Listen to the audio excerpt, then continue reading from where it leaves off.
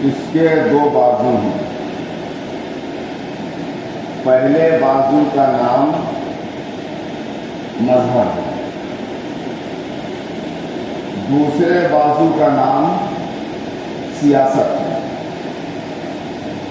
اور آپ جانتے ہیں کہ کسی بھی سسٹم کی کامیابی کے لیے ضروری ہے کہ اس کے سارے پارٹس خوب اچھی طریقے سے سلیقے سے کام کریں.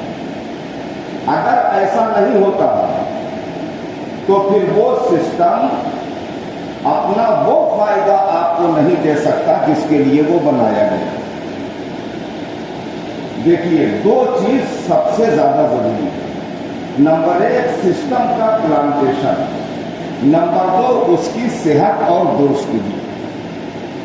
تو اسلام کے سسٹم کا جو پہلا حصہ ہے وہ مذہب ہے، اور مذہب میں حد ہے، حدود ہے، حقوق ہے، معافی ہے، محبت ہے، اخوت ہے، بھائی چارہ ہے، نماز روزہ ہے، حج زکوٰۃ ہے، جلسہ جلوس ہے، کلمہ و درود ہے،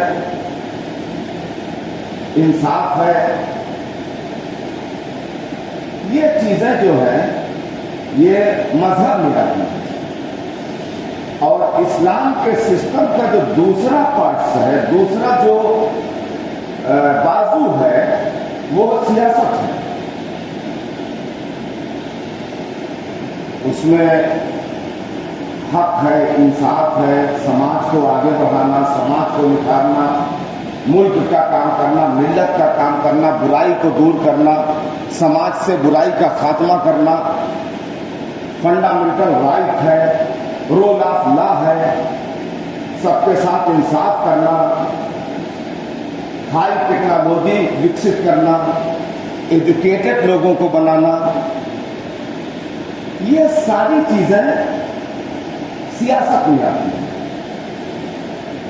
اور ایک چیز آپ خوب اچھی طریقے سے سمجھ لیں کہ جب تک ہندوستان کا مسلمان سیاسی اعتبار سے مضبوط نہیں ہوگا تب تک ہمارے دلوں سے ڈر نکلنے والا نہیں. میں نے اپنی لائف میں مسلمانوں کو کبھی اتنا سیریس اور سر جھکا کر اور پریشر کے ساتھ زندگی گزارتے کبھی نہیں. اور یہ ساری باتیں ہماری قوم کو جتنی جلدی سمجھ میں آئے، میں سمجھتا ہوں کہ وہ بہت اچھا ہے.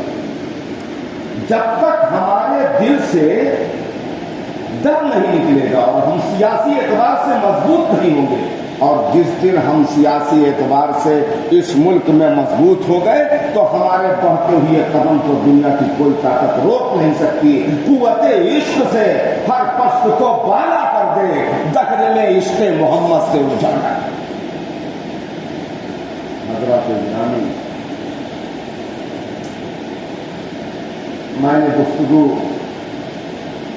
بیشتر بیان میں جہاں چھوڑی تھی وہیں سے پھر اٹھاتا ہوں.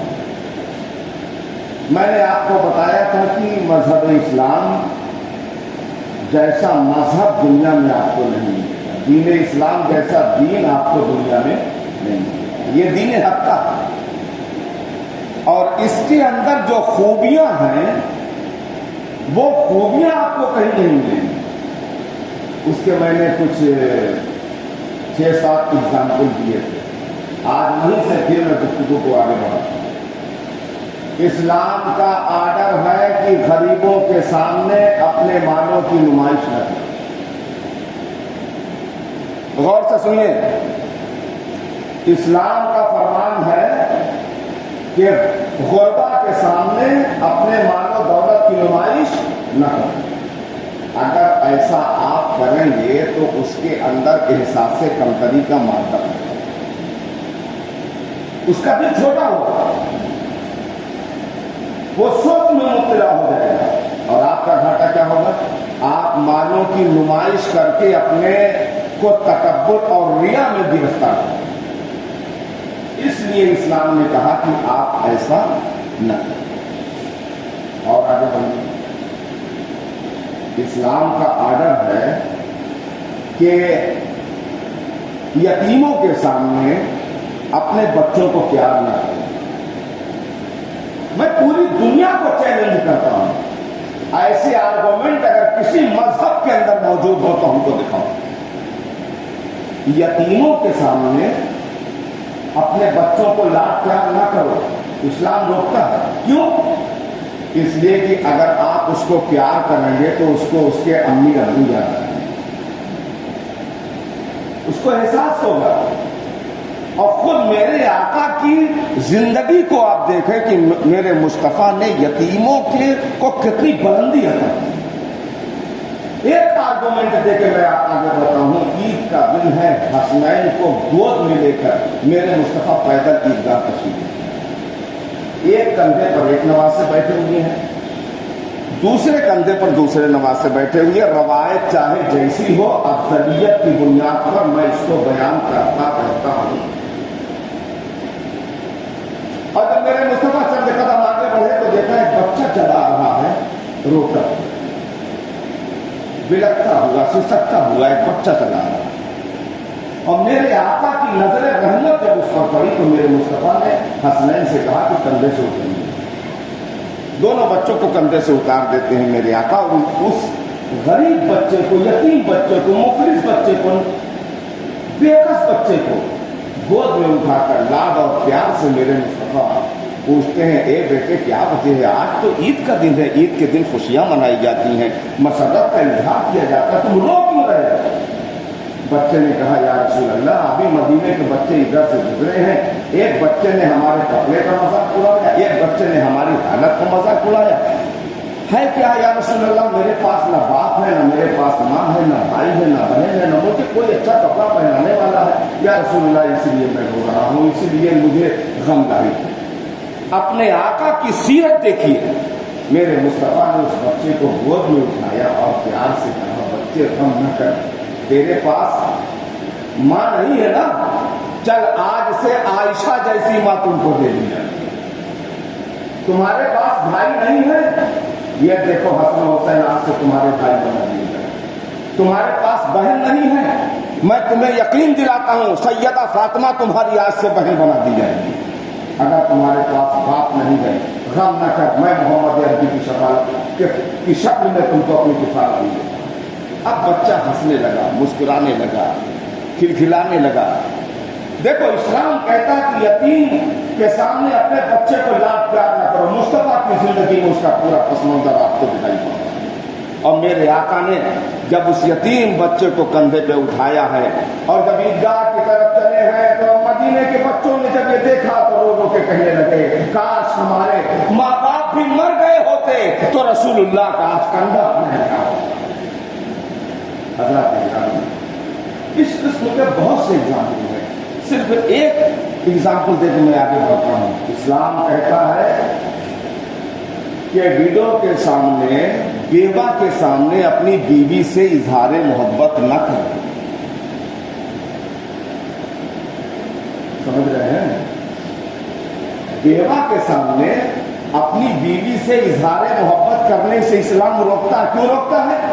اس لیے کہ وہ عورت احساس کمتری کا شکار ہے، اس کو اپنا ہسبینڈ یاد آئے گا، اس لیے ایسا نہ کرو۔ اور خود میرے مصطفیٰ کی زندگی کو دیکھو، آج دنیا کے نادان اور رشید میرے آقا کی 11 شادیوں پہ کمنٹ کرتے ہیں، ان کو کیا معلوم کہ کون سا عقد کب ہوا اور کیوں ہوا۔ میرے آقا کی عمر 25 سال ہے، کلیل نوجوان ہے، شباب کی برابری پر ہے، مگر جب شادی کرنے کا موقع آتا ہے تو جانتے ہیں کون سی عورت کو چوز کرتے ہیں؟ 40 سالہ بیوہ خدیجہ الکبریٰ کی۔ آپ کی عمر 25 سال کی، اور جس عورت کو داخل کرنا چاہتے ہیں اپنے آپ میں وہ ہے 40 سالہ، اور 2 شوہروں سے ویڈو ہیں۔ لاؤ دنیا میں ایسی کوئی مثال ہو تو بتاؤ، ایسا کوئی پروف ہو تو لاؤ کہ بچہ 25 سال کا ہو، 40 سال عورت سے شادی کرنے کے لیے تیار ہو۔ حضرت عائشہ سے میرے مصطفیٰ نے جو شادی کی ہے، رسالے ظاہری کے بعد کتابوں میں آیا ہے 48 سال تک عائشہ رہا۔ کئی سال تک؟ 48۔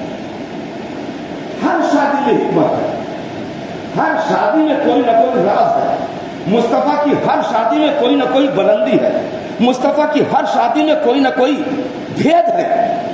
इसको दुनियावी चश्मे लगाकर नहीं समझा जा सकता, इसको समझने के लिए ईमानी ताकत की जरूरत है।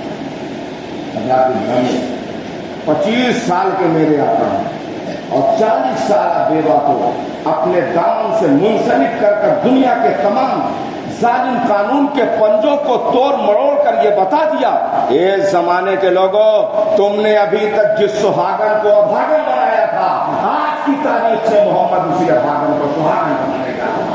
जहां तारीख था जुल्मत कदा था, सख्त काला था। जहां तारीख था जुल्मत कदा था, सख्त काला था। कोई पर्दे से क्या निकला कि घर घर में नहीं गया। गिरामी तो हमें चाहिए कि हम इस्लाम की खूबियों को समझें और अपने अंदर दाखिल करें। इस्लाम का आर्डर है कि सिर्फ नमाज और रोजा काफी नहीं, सिर्फ इबादत और तिलावत काफी नहीं, मामूलात और मशगूलात भी अच्छे होने चाहिए, लेन देन भी बेहतर होना चाहिए।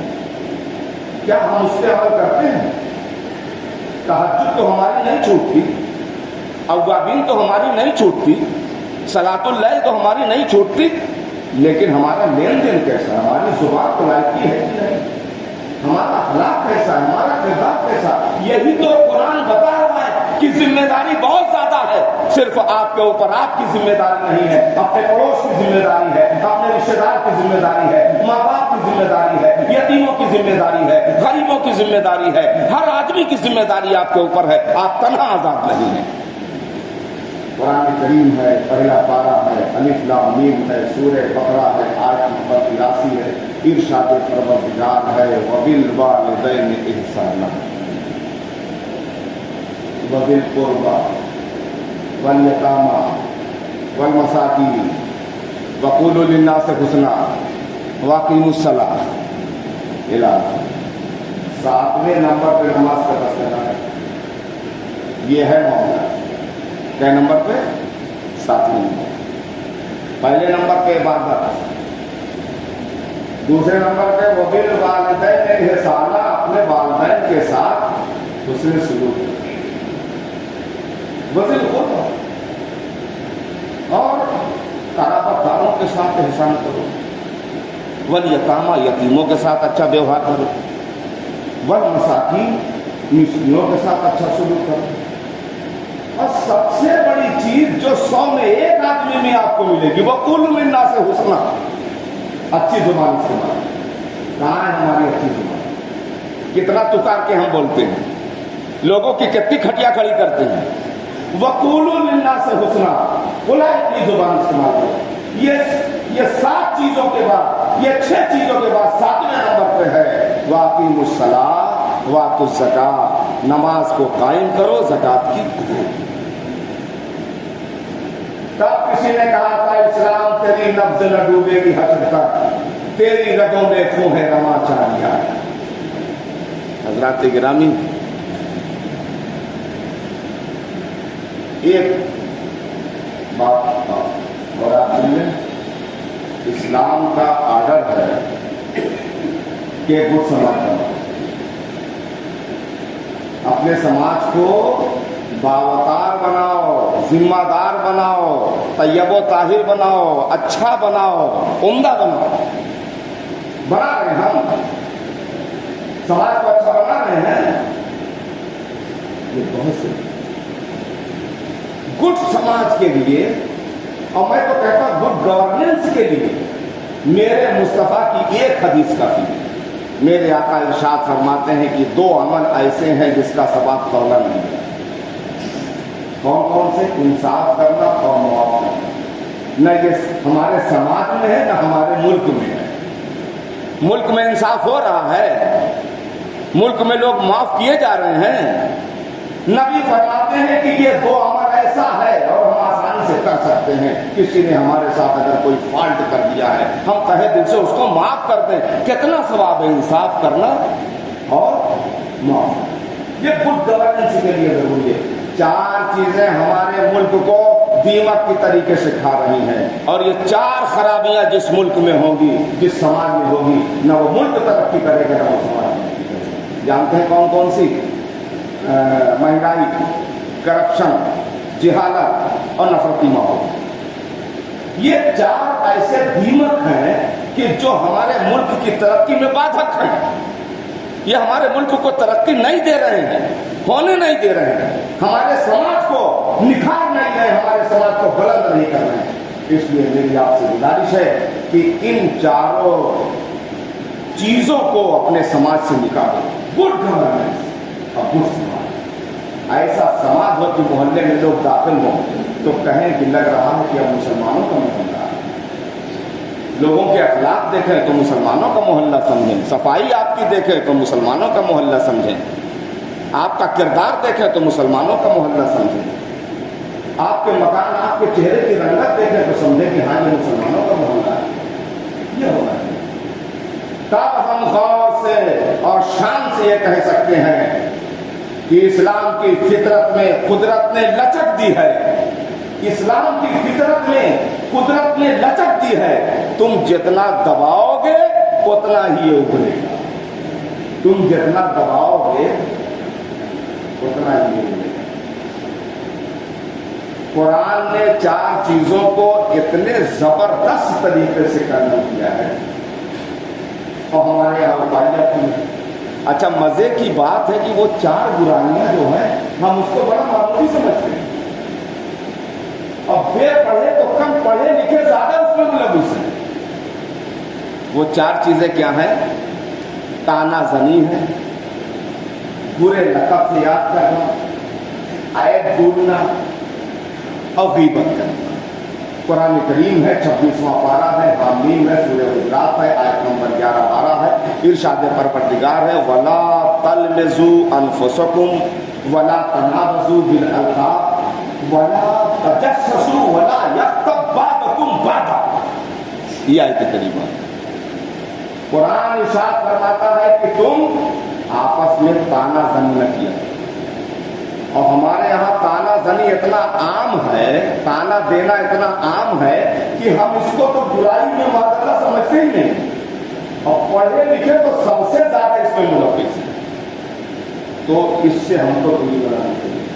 وَلَا تَلْمِزُوا أَنفُسَكُمْ وَلَا تَنَابَزُوا بِالْأَلْقَابِ، برے نام سے ہم پکارتے ہیں، سب کو عجیب عجیب نام رکھے ہوئے ہیں، اور تانا دینا اس پہ سب سے زیادہ ہماری ماں بہنیں ملوث ہیں۔ جب تک تانا نہ دیں گی کھانا نہیں ہضم ہوگا، تو تانا کو سماج سے نکالو اور برے لقب سے یاد کرنے اس کو سماج سے نکالو۔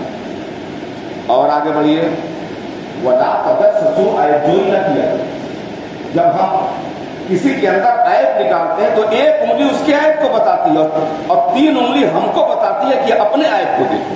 وَلَا تَجَسَّسُوا وَلَا يَغْتَبْ بَعْضُكُمْ بَعْضًا، اور ایک دوسرے کی قیمت نہیں۔